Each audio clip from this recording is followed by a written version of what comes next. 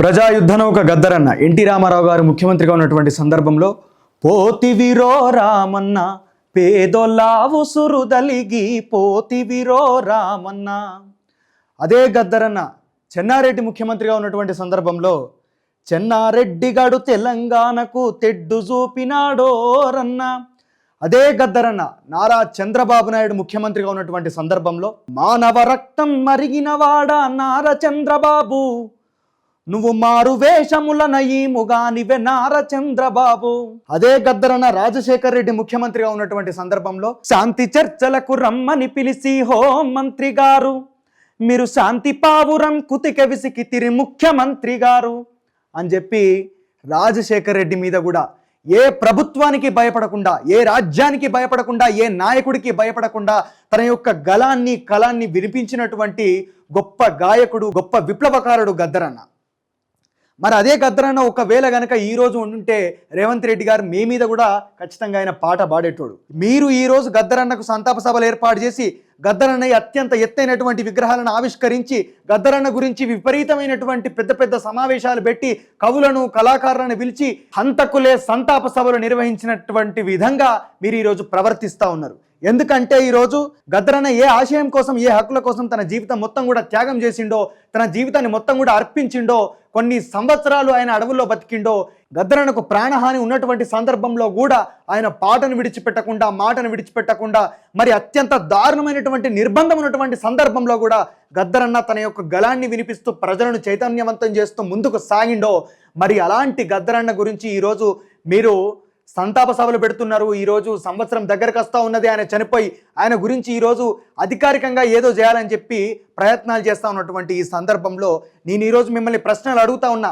ఈ హక్కుల కోసము, ఆశయాల కోసము, స్వేచ్ఛ కోసము, స్వాతంత్ర కోసము గద్దరన్న ఈరోజు తన యొక్క ప్రాణాల్ని అర్పించినటువంటి పరిస్థితుల్లో ప్రత్యేక తెలంగాణ రాష్ట్రం కోసం నెత్తురును దారబోసి బుల్లెట్ గాయాలను తట్టుకొని 25 సంవత్సరాలను గుండె లోపట తన బుల్లెట్ని మోసినటువంటి గద్దరన్న ఇచ్చినటువంటి స్ఫూర్తిని ఈరోజు విస్మరిస్తూ మీరు ఈరోజు తెలంగాణలో ఉన్నటువంటి విప్లవకారుల యొక్క, తెలంగాణలో ఉన్నటువంటి ఉద్యమకారుల యొక్క హక్కులను హననం చేస్తూ మరి ఈరోజు మీరు ఏ విధంగా ప్రవర్తిస్తున్నారు? మీరు ఎందుకు సింగరేణి కార్మికుల సంఘం రాష్ట్ర అధ్యక్షుడిని అరెస్ట్ చేసిండ్రు? మీరు ఎందుకు సుందరయ్య విజ్ఞాన కేంద్రంలో విప్లవ రచయితల సంఘం మహాసభలు నిర్వహిస్తున్నటువంటి సందర్భంలో చిన్న పిల్లల్ని అరెస్ట్ ఎందుకు చేసిండ్రు? చిన్నపిల్లల్ని అరెస్ట్ చేసుకొని తీసుకుపోయి కౌన్సిలింగ్ పెడతారా? తెలంగాణ ఉద్యమకారులు, విప్లవ రచయిత సంఘానికి సంబంధించినటువంటి సభ్యులు, మేధావులు అక్కడ సభ పెట్టుకోని అంటే పోలీసుల పర్మిషన్ కావన్నా? ఎందుకు కావాలి? ఈరోజు వాళ్ళందరూ పర్మిషన్లు తీసుకొని తెలంగాణ ఉద్యమాన్ని ముందుకు తీసుకుపోయి ఈరోజు మిమ్మల్ని ముఖ్యమంత్రి పీఠం మీద కూర్చుండబెట్టిరా? 1500 మంది నక్సలైట్లు ప్రాణత్యాగాలు చేస్తే మలిదశ ఉద్యమ, తెలంగాణ ఉద్యమం ప్రారంభమైంది. 1300 మంది విద్యార్థులు అమరులైతే తెలంగాణ వచ్చింది, తెలంగాణ కళ సాకారమైంది. విప్లవంతో మాత్రమే ఈరోజు ఇక్కడ ప్రతి ఒక్కరు కూడా స్వేచ్ఛగా బ్రతుకుతున్నారు. మీరు ఎందుకు ఈరోజు ఈ విధంగా ప్రవర్తిస్తున్నది? ఈరోజు తెలంగాణ ప్రభుత్వం, కేసీఆర్ గారు తెలంగాణ వచ్చిన కొత్తలో 2018లో వరంగల్లో ఇదే విప్లవ రచయితల సంఘం మహాసభలు పెడితే వచ్చినటువంటి ఉద్యమకారులను, విప్లవకారులను, ప్రజాకళ మండలి కళాకారులను విచక్షణ రహితంగా దాడి చేసి విపరీతంగా కొట్టి అక్కడ ఆయన మొదలు పెడితే రాజ్య హింస అనేది మీరు ఈరోజు దీన్ని వారసత్వంగా పునికి పుచ్చుకొని దాన్ని కొనసాగించే ప్రయత్నం చేస్తూ ఉన్నారు. కేసీఆర్ అన్న కొన్ని రోజులు ఆయిండు, కేసీఆర్ అన్న సభలు పెట్టుకోవడానికి అనుమతిని ఇచ్చిండు, కేసీఆర్ అన్న సభలు నిర్వహించుకుంటే పోలీసులను పంపలే. ఈరోజు సభలు నిర్వహించక ముందే మీరు ఆంక్షలు విధిస్తూ ఉన్నారు. ఉద్యమకారుల మీద మీరు ఉక్కుపాదం మోపుతా ఉన్నారు, స్వేచ్ఛను లేకుండా చేస్తూ ఉన్నారు, ప్రశ్నించే గొంతుకలను అనగదొక్కే ప్రయత్నం చేస్తూ ఉన్నారు. ఎందుకు ఈరోజు తెలంగాణ సింగరేణి కార్మికుల సంఘం యొక్క అధ్యక్షుడిని అరెస్ట్ చేయాల్సినటువంటి పరిస్థితి ఎందుకు వచ్చింది? భయపడుతున్నారా? ఇలాంటి పరిస్థితి తెలంగాణలో వస్తుంది, వచ్చింది, రాబోతుంది అని భయపడే కదా ఈరోజు కేసీఆర్ గారిని గద్దె దించి మీ ప్రభుత్వాన్ని గద్దెనెక్కించింది. మీరు ఈరోజు కనీసం మీ యొక్క ప్రభుత్వం ఏర్పాటై 6 నెలలు కూడా దాటలేదు. ఈరోజు మీరు ఉక్కుపాదం ప్రదర్శిస్తూ ఉన్నారు, ఉద్యమకారుల యొక్క గొంతు నొక్కుతా ఉన్నారు, విప్లవకారుల యొక్క గొంతు నొక్కుతా ఉన్నారు, ప్రశ్నించే గొంతుకల యొక్క గొంతులు నొక్కుతా ఉన్నారు. ఎందుకు ఈ విధంగా ప్రవర్తిస్తున్నారని చెప్పి ఈ సందర్భంగా ప్రశ్నిస్తా ఉన్నా. ఇలా ప్రవర్తించుకుంటూ మీరు గద్దరన్న యొక్క జయంతులు, వర్ధంతులు ఏ విధంగా నిర్వహిస్తారు? గద్దరన్న యొక్క విగ్రహాలను ఏ విధంగా ఆవిష్కరిస్తారు? గద్దరన్న యొక్క ఆశయాల్ని, హక్కుల్ని, ఆయన కలలుగానటువంటి తెలంగాణను ఏ విధంగా సాధిస్తారు?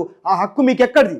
గద్దరన్న యొక్క ఫోటో పెట్టడానికి మీరు ఈ విధంగా ప్రవర్తించుకుంటూ గద్దర్ యొక్క వారసత్వాన్ని మేము కొనసాగిస్తా ఉన్నటువంటి డైలాగులు మీరు కానీ, మీ నాయకులు కానీ మాట్లాడడానికి ఎట్టి పరిస్థితుల్లో కూడా వీల్లేదు. తెలంగాణ ఉద్యమంలో గద్దరన్న చాలా ముఖ్య పాత్ర పోషించినటువంటి వ్యక్తి, నెత్తురు దారబోసినటువంటి వ్యక్తి.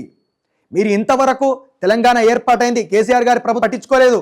మరి బెల్లి లలితక్కను మర్డర్ చేసింది ఎవరు, 18 ముక్కలు చేసింది ఎవరు అని చెప్పి ఇంతవరకు ఒక ఎంక్వైరీ కమిషన్ మీరు వేసిరా? దాని గురించి మీరు ప్రస్తావన చేసిరా, మాట్లాడిరా? అసలు గద్దరన్న మీద కాల్పులు జరిపింది ఎవరు అని చెప్పి ఇంతవరకు కూడా తెలియట్లేదు. మరి దానికి సంబంధించినటువంటి కేసు ఏమైంది, ఎందుకు నీరుగారిపోయింది, ఎందుకు నిర్వీర్యమైంది?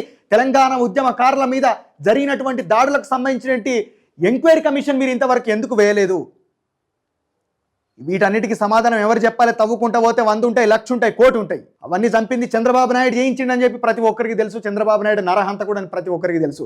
కానీ మీరు ఈరోజు అదే విధానాలను అనుసరిస్తున్నారు. చంద్రబాబు నాయుడు పాలసీని మీరు ఈరోజు అనుసరించే ప్రయత్నం చేస్తూ ఉన్నారు. ఇది కొనసాగించడం ఎట్టి పరిస్థితుల్లో కూడా కరెక్ట్ కాదు. తప్పకుండా మీరు హక్కుల హననం చేయడానికి వీల్లేదు.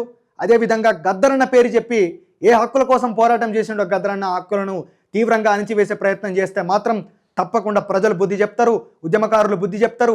ఖచ్చితంగా మళ్ళీ ప్రజల యొక్క తిరుగుబాటు అనేది మీరు చూస్తారు.